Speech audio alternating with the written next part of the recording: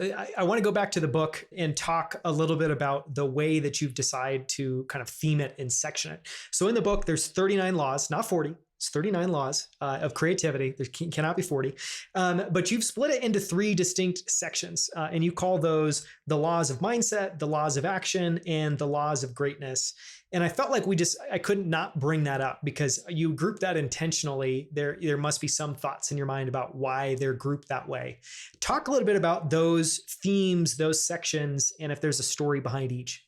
Yeah. When you write a book about creativity, the first thing that someone thinks of is the creative process. It's definitely a keyword of sorts.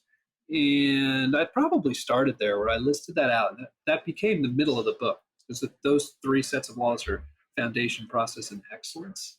And I realized in doing this that these laws were not going to hit for the uninitiated if I didn't first teach you how to think creatively, how to recognize what weird is, how to understand the value of expression, what real disruption looks like, connecting versus creating, facing the unknown, failing in continuity, competing against yourself, and the value of play and all of this. If I didn't teach you those things, no matter how well I taught you the process, it's going to go on deaf ears. And so mindset became a requirement.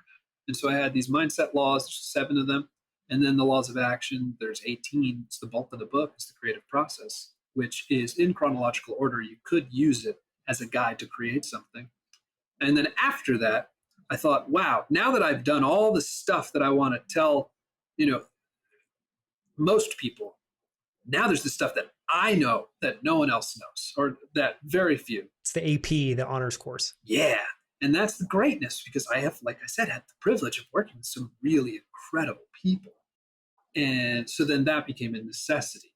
But what I think is worth saying here, in a way, the reader is lucky that I am not an author, a career author, because if I were, I'd probably split these into 3 books and charge you 3 times.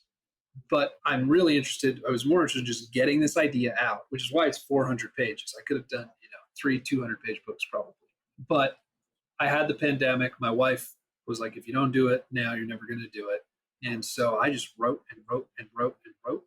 And my goal was just to essentially create a picture of creativity, and wherever it landed, I thought it was going to be 60,000 words. My goal was 60,000. And I realized I was 2/3 of the way through and they had, only 60. So anyway, that's the answer to that.